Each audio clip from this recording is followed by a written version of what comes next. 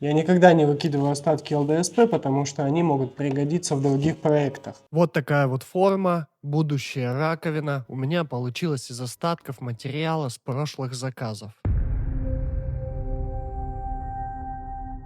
Вы видите проект, который сегодня будем делать. Давайте начинать. Сделал раскрой и печатаю его на принтере. Будем пилить детали из ЛДСП на форматнике. В этом проекте я допустил очень много ошибок, какие-то я буду исправлять, а какие-то будут фатальные. В правом верхнем углу периодически будет появляться счетчик. Посчитаем, сколько раз я облажался. Просверливаю и притягиваю боковые части будущей формы для заливки бетоном. Некоторые из вас заметили, что я притягиваю детали на торце. Мне кажется, так получается более точная сборка. У меня больше контроля над деталями, их не уводит.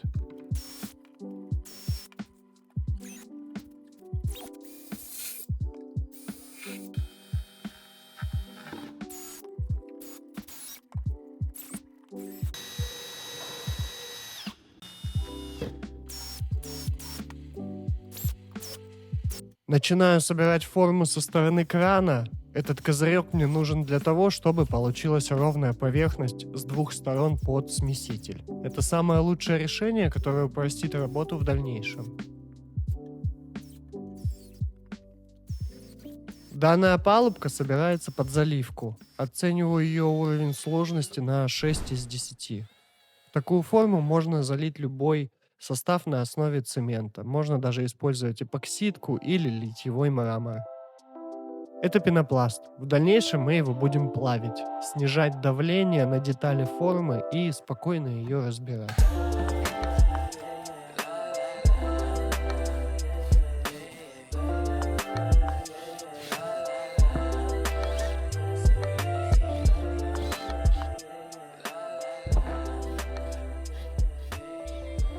Для чего вообще вся вот эта опалубка у нас покрывается маслом? Влага из бетона пойдет на ЛДСП, то бетон в этом месте будет очень хрупкий. Я решил попробовать сделать это все маслом. Выкидывайте использованную ветошь, она может самовоспламеняться. Это не вранье, это реально так и есть. Вот поэтому, друзья, всегда использованную ветошь выкидывайте. Натираю воском.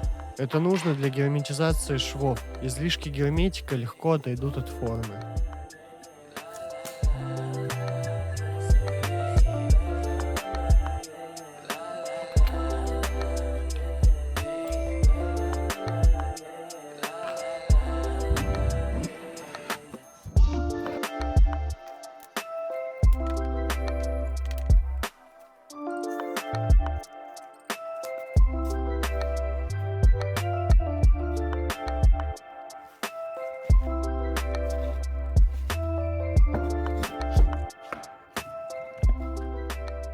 Включаем счетчик. У меня протек ночью шланг и был потоп. A few moments later. На опалубку попала вода. В общем, в пизду это масло, опалубку растарабанило только так. В общем, я собрал новую опалубку, старая послана нахуй, как и масло защитное, которое должно было защитить, ее раздуло. Сделал все то же самое и открутил два борта. Объясню почему. Вот, значит, у нас вкладка, все то же самое. Боковая стенка встает сюда и очень неудобно стеком силикона раскатывать. Достаточно высокий бортик получается, он выше чаши. И да стой ты, сука. И стеком вот так неудобно подлазить. Эта сторона мешает. А оттуда вот так уже можно раскатать и убрать излишки. Та же история с передним бортом. Вообще такие заказы не очень люблю, когда у нас мало места. Всегда стараюсь, чтобы рука туда залезла, но здесь очень маленький размер. Здесь всего глубина у нас в 350. И здесь по-любому мы оставляем 25 минимальную толщину. Делал отверстие в опалубке, чтобы вкрутиться вот в эти ножки, а потом уже герметизировать, не боясь, что опалубка сместится. Специально сделал отверстие с зенковкой в опалубке, чтобы саморез вровень встал. А, не, торчал здесь. Сука, забыл вкладку вставить туда. Сейчас надо разобрать, чтобы она туда залезла. Хорошо, что не загерметизировал. Как у нас устроена вкладочка? Значит, здесь спереди шайбочка с болтом. Вся эта история вставляется сюда. Классный такой набор, понравился мне. Причем недорого стоит. Держится конкретно. Даже шайба с гайкой не нужны. Ну, че, просто так, что ли, придумывал конструкции? Ну, все равно все закрепим, все закрутим. Увидел тут маленький косячок. Что-то прилипло к ЛДСП. Я его просто зашлифовал.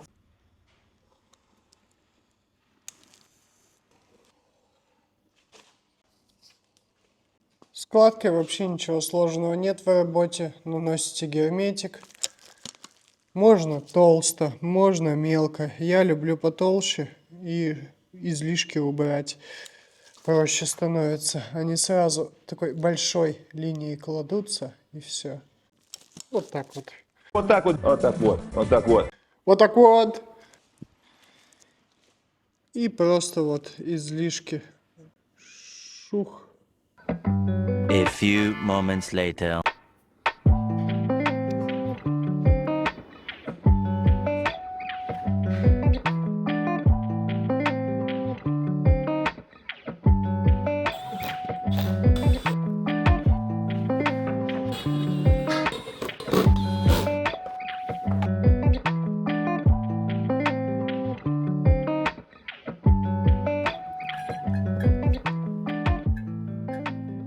Делаю герметизацию стыков и торцов ЛДСП.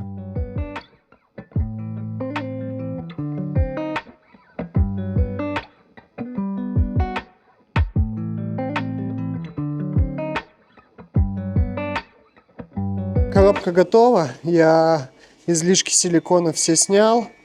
Ставить бортики сюда и туда, чтобы нам просто залить всю эту историю и руками ничего не выкладывать. Значит, какой момент нужно учитывать? Нужно учитывать обратные углы. Те места, где бетон сдавит ЛДСП, и нам придется все это дело ломать. Сделаем так, чтобы ничего не пришлось ломать. Попробуем, по крайней мере. Поставлю опалубку на торец, объясню. Значит, у нас вот сюда должна встать доска. Вот так вот. Вот так вот. Я ее разделил на два сегмента. Два сегмента будет просто вытащить по одному. Там демпфером будет служить герметик.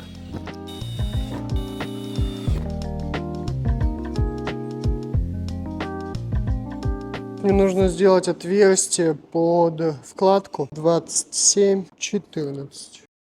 Сейчас покажу, как правильно делать крышку.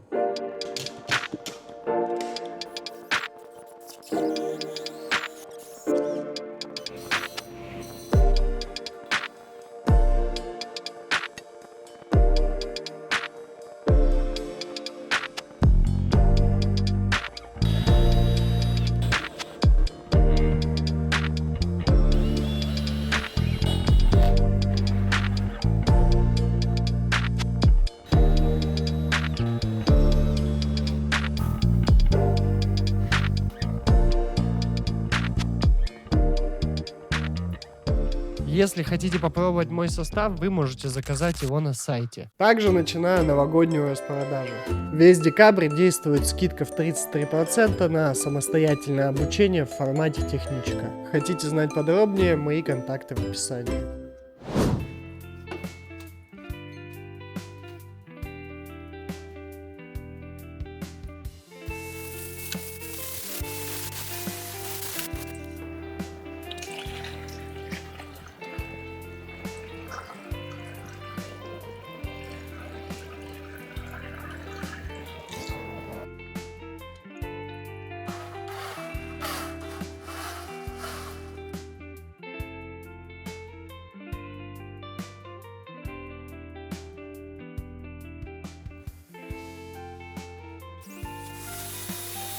Я извиняюсь за столь плохой ракурс в съемке. Я понял, что нужен настенный штатив. В следующем ролике я вас порадую клевой картинкой.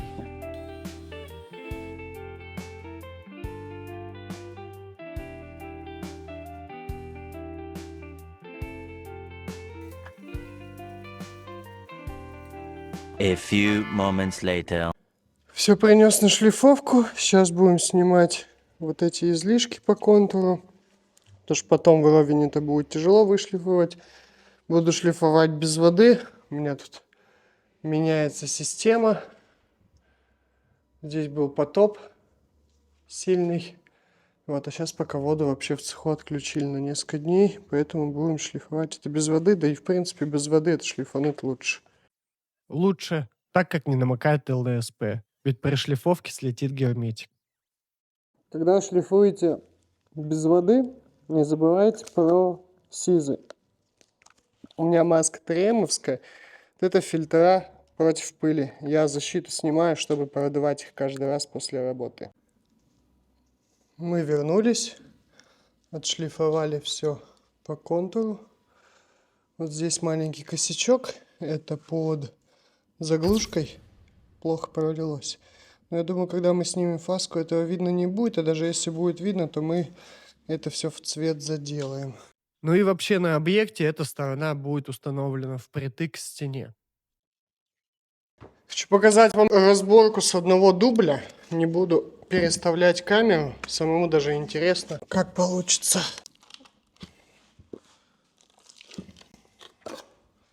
Одна есть. Да. Все верно. Это за собой вот эту потянуло. Это у нас место. Вот. Кран будет.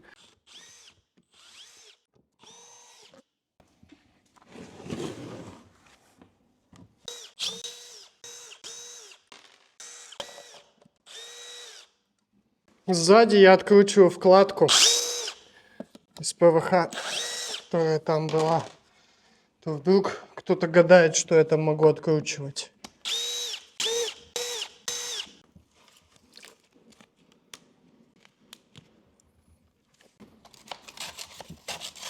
Думаю, что не идет. Цепляться. Ладно.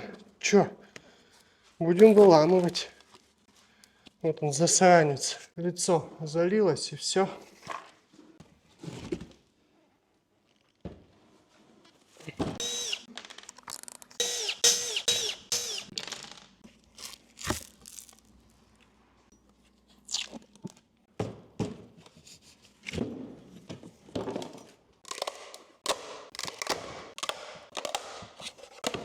Я ломаю вот эти ребра жесткости для того, чтобы давление, которое давит на форму, стало меньше, и я смог вытащить вкладку. Почему вообще вот это все дорочево происходит? Вкладку сжимает, у нее совсем маленький уклон, поэтому приходится ее ломать. Если сделать хорошую уклонку, то она выйдет без каких-либо проблем.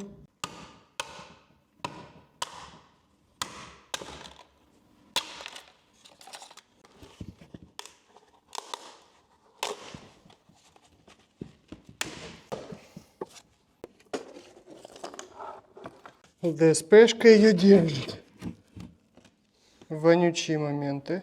Как думаете, что я лью?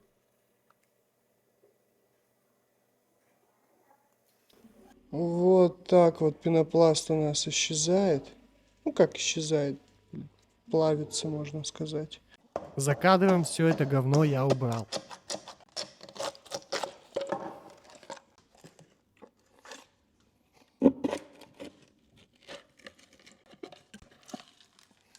Есть места, которые очень плохо пролились. Вот это все сошлифую до этой части.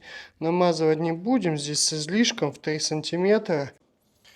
Вот так вот я вырезал и вытащил всю эту историю. Сейчас мы ее подденем отсюда и достанем. У нас здесь ничего не держит. Уже не упирается сюда.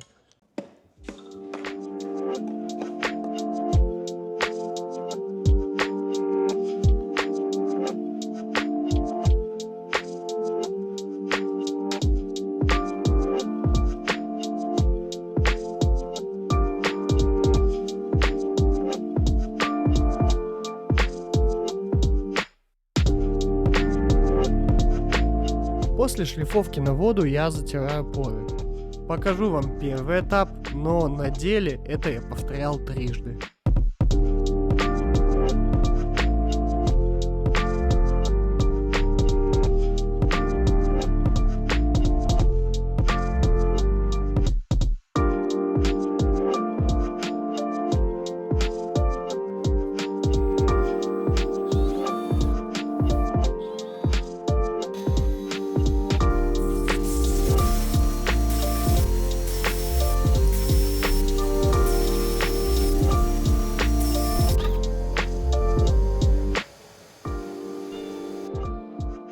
Наношу грунт, раковина приобретает свой истинный цвет.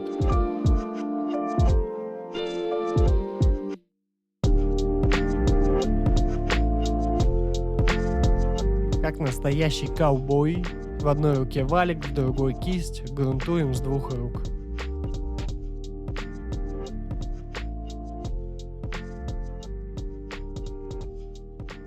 Один из важных этапов — это межслойная шлифовка. Ее лучше не пропускать, потому что будет лучше адгезия, и вы удалите какие-то маленькие пылинки, которые были у вас на предыдущем слое.